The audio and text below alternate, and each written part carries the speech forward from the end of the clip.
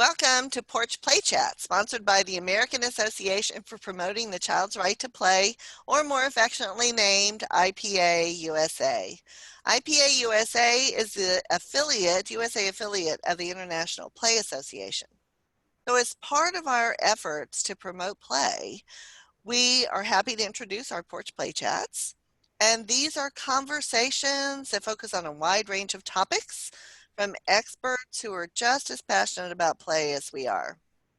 You can find the latest Porch Play Chats and learn more about IPA USA on Facebook and Instagram and YouTube, or by visiting our website at IPAUSA.org. Oh my. So I'm Deb Lawrence, president of IPA USA, and with me on the porch is Lisa Murphy. Hey, Lisa.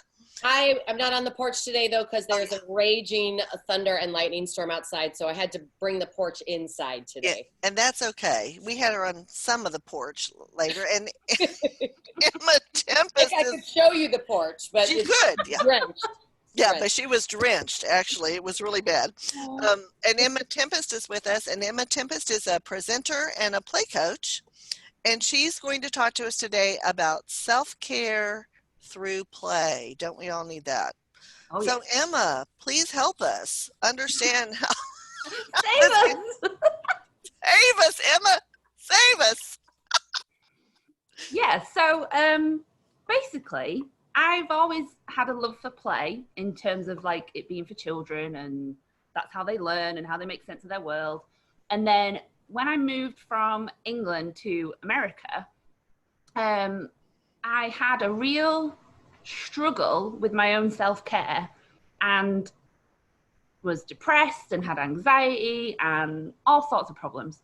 But the thing that I started to notice that was really missing in my life was play. And the more I kind of got better and moved out of that space, the more I realized that the kids have got it right. Like, they learn everything through play. They explore their world through play. They make sense of everything they do through play.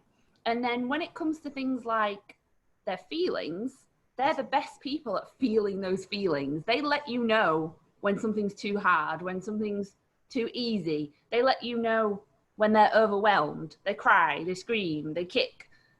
When do we do that? When do we actually say to someone, you know what, I'm feeling a bit overwhelmed right now? And the more I looked into it and the more research I did, the more that I realized that as adults, we spend so long resisting our feelings because we don't want to feel uncomfortable. We don't want to feel like we can't do something. We want to feel confident and competent. And then every time I came across some new research or some theory, it just all led back to play. So this is like why I'm so excited to talk about it, because once you make that connection, it just makes everything so much clearer. Wonderful. So tell us what you learned that we can give tips to folks. Yes. So that because I agree with you. I think we're taught to more suppress our feelings and our emotions than we are to express them. That's Which right. is why we get frustrated when children do it. Yes. Exactly. It's such a trigger. How dare you get to do what I can't do? Exactly. And like, don't tell me you're frustrated. But yeah, when I moved here, I had lots of things, like looking back now, I can see that I had lots of things that I needed to process, like moving away from my family and my friends and all that kind of stuff. But at the time, working within early childhood settings and seeing how other people responded to children's feelings, it didn't sit right with me, and it made my balance off. So I would be in the classroom trying to help those children the best way I knew how, and seeing everybody else not do that. And that, like, the disconnect that I had, it started to make me doubt myself. So when you're surrounded by people who are all doing one thing and you're the only voice, which is quite often a thing, I think Lisa will know this extremely well, when people talk about play, they feel like they're the only person that gets it. Yeah. They're the only person that's trying to promote it in their setting, and it's a very lonely place to be. Yes. So when you think about Maslow's hierarchy of needs, those physiological things on the very bottom ladder, sleeping, eating, being well, all those kinds of things, all of that is what kids are so good at. When they're tired, they let you know they need a nap. When they're trying to nap at a certain time that an adult set and they're not tired, they let you know. And as the more I just kept looking at things, the more I just found so many similarities. So part of what I do as a presenter is I do the training, but then I follow up with the coaching. So the coaching that I do in terms of self-care not only looks at Maslow's hierarchy, but it talks about how our brains have a negativity bias. So we're primed to look for the negative thing. So if you have a director who's telling you, oh, you can't do this in your classroom because we need to do worksheets and letters and numbers and academics, you are going to feel downtrodden if you believe in play and all these other hands-on learning experiences. But the thing with your brain is, your brain's just trying to keep you safe. So your brain, when it sees that negativity, it shuts down. It's kind of like when your computer goes into safe mode. So it goes into safe mode and it runs the minimum amount of programs like sleeping, exercise, making sure you're well rested. And that's what happened to me. I shut down.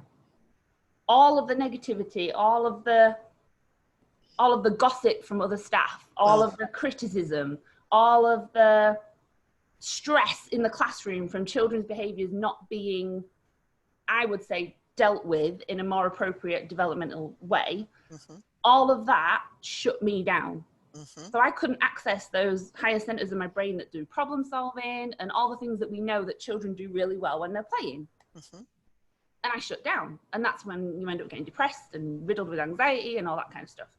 But the thing about our brains is they haven't really evolved much from back in the day when we were, you know, in caves running away from tigers and bears, oh my. But the thing about brain research now is we're so aware of our brain, you can actually rewire it and change those paths. So when I got to researching, I found out about something called positive psychology. So instead of psychology being, you're depressed, here's some things to help fix it, or you're anxious, here's some things to help fix it, it talks about how you flourish as a person, how you are well and happy, and not all of the time, not like rainbows and butterflies, crazy happy, right? But just the art of purposely making your life better through certain strategies that have been scientifically proven to help. So the more I looked at it, it lines up with play so much, it like smacked me in the face. And I was like, this is really exciting. So to give you like a very brief overview, positive psychology it has 5 pillars. So they have positive emotions, engagement, relationships, meaning, and accomplishment. And they basically line up with Peter Gray's 5 characteristics of play. And the more I looked at it, the more I was just like, this is why I need to do this. Like, this is it. This is perfect. So when you look up teacher burnout rates, teacher retention rates, especially in early childhood, there's a reason why it's so bad. And I think it is because the adults don't play. Literally and mentally, they don't get down on the floor and play with the children. And then they spend all their time in their head finding all these negative reasons why they can't do that. That they don't have permission, maybe, or that they should be doing something else. I always say in the infant and toddler classroom, stop cleaning. I mean, I know you need to clean, but if all the children, all the infants are on the floor and nobody's crying and nobody needs to be fed and nobody needs to be changed, you need to be on the floor with babies. Somebody needs to be on the floor with babies. Someone else can be cleaning. You guys can take turns, right? But it's like we don't take advantage of those opportunities. And when I think like back to when I was in England, me and my team, I thought that was normal.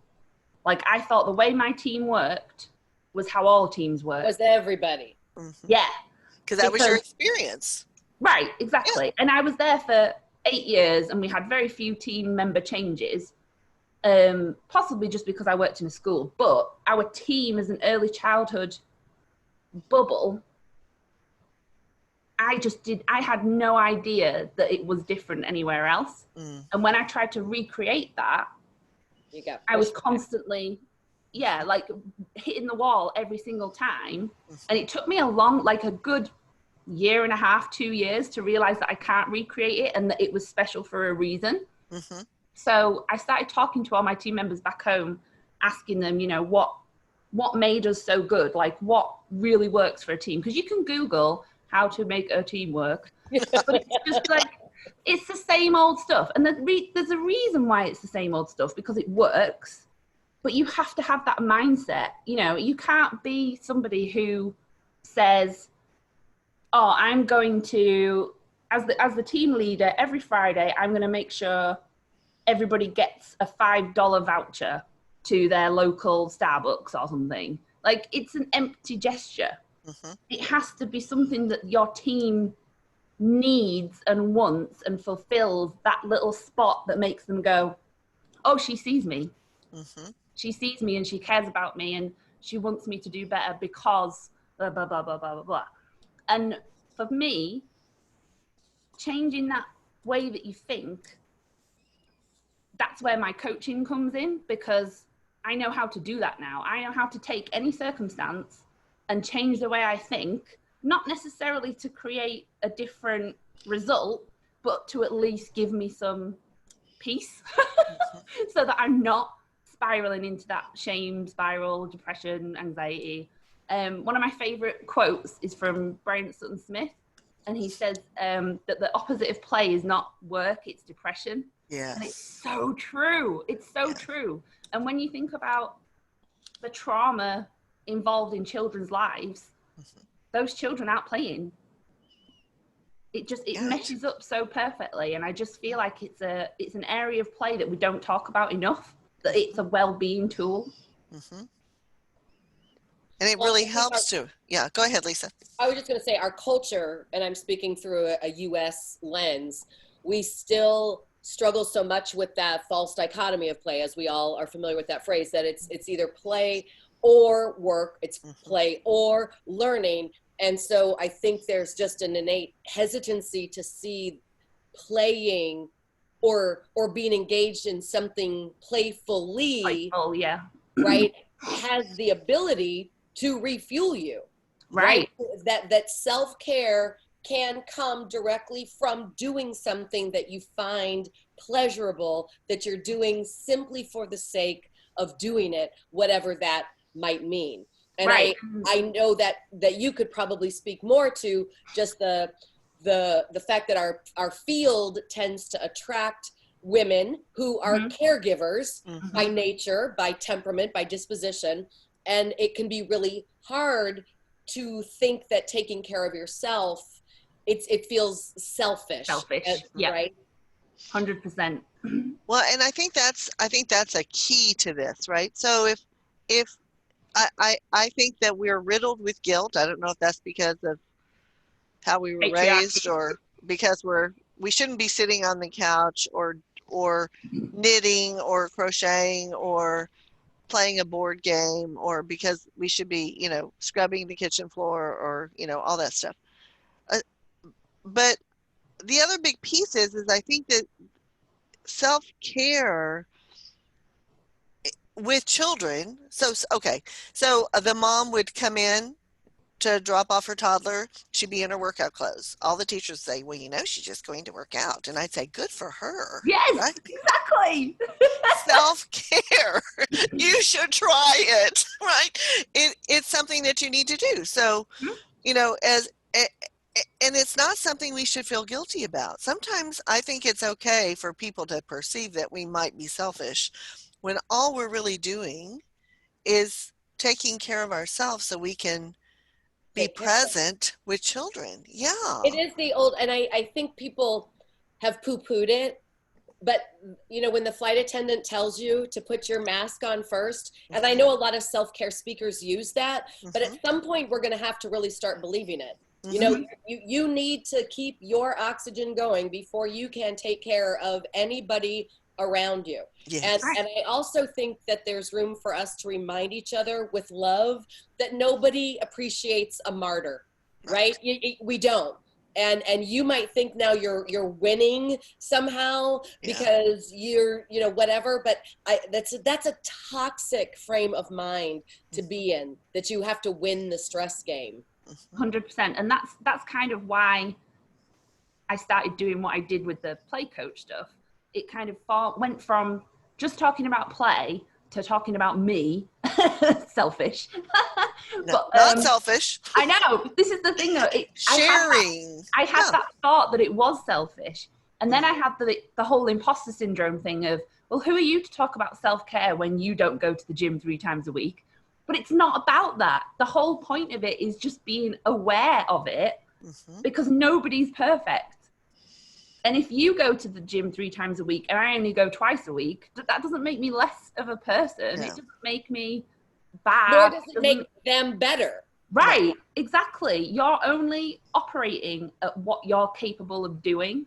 And the more that you learn to practice how to rewire those thoughts in your brain that tell you, I can't do this, the more your capability gets higher.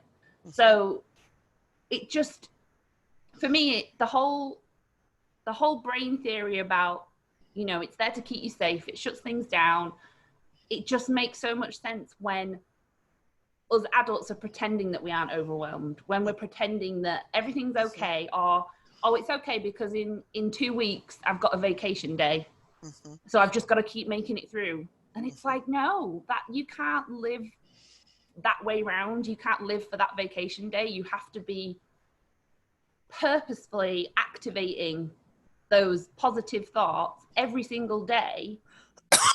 And again, not to get a result, but just to retrain your brain to think differently. Yeah, it goes back to that self-concept with, you know, you have your self-image and you have your self-talk and you have your self-esteem, right? And if the self-talk is saying, oh, you shouldn't be sitting there, you need to be doing blah, blah, blah, blah, blah, you have to switch it and talk back at that self-talk that's so negative. Something that helped me early in my career was I had a mentor who brought to my attention how often we said you should. And he actually sat me down one time and he said, stop shitting on yourselves. Stop shitting on yourself. Yep. And I was like, but it made so much sense. And so then, of course, after the shock value of hearing what he said, which is perfect, I say it in workshops all the time, stop shitting on the children. However, how he helped me reframe it was every time you find yourself thinking or saying, I should be cleaning the kitchen or emptying the dishwasher, or I should be writing that paper, or he said, put in, I want to. Oh. I want to be cleaning the kitchen. I want to empty the dishwasher. And, you know, maybe I don't really want to in the moment. I know eventually I'll get to it, but just, are you able right now to substitute the word? And if not, then who's actually benefiting from whatever's on the other end of that behavior being executed? You know, who's it for? And that was very helpful for me. And what brought it to my memory was there was about a 2-minute span here where I think I mentally started tallying how often I heard all 3 of us say the word should. And I'm like, I got to toss this out there. He also said, to lighten it up here, he said, if shoulds and coulds were candies and nuts, oh, what a Christmas it would be. Oh, yes. There you go. That's awesome. It's so true, though, because if you're telling yourself you should do something, your brain's going to go, but why? I don't want to work out right now. I don't want to give you the extra energy to do whatever it is you should be doing. Please don't do that to me. It literally, it's telling you, no, don't do it. So reframing it as I could do this or I want to do this makes a lot of sense. And maybe the little bit of self-care, whatever that might be, that's going to be different for everybody listening and watching this. Right. But maybe 10 or 15 more minutes of me engaged in that refuels me to the point where, you know, I do know I need to go empty the dishwasher. I do know I need to get to the grocery store. But if I went in that moment, I'm going to do it with just a, I know. Grinded teeth. You know, waiting 10 minutes and kind of balancing myself out. Mm-hmm. And I think if we give ourselves permission to take care of ourselves, in whatever way that is, some people it's shopping, some people it's a massage, some people it's a manicure, which I would love to have right now, but or a pedicure. Oh my God. Some, we have to give ourselves permission that that is part of us staying healthy. So, Emma, thank you. People have needed this, and I needed this. I'm going to go figure out what self-care can I do today. And I'm going to add in closing that we need to remember this conversation and maybe even revisit this particular topic after COVID. Like self-care is something that should happen all the time. Before, right? Should have been happening prior. Definitely needs to be happening during, because I know for everybody during, for some people during is like still happening. Yeah. Some people are getting ready to investigate and explore what's on the other side of that. But self-care needs to be a part of your routine forever. In whatever capacity. And I also think it's important for people to maybe think about what their definitions of self-care are, because they might perceive self-care to be something that they don't have access to. And I think that's important for like what Emma's talking about like getting your brain just to adjust. That's free. Yep.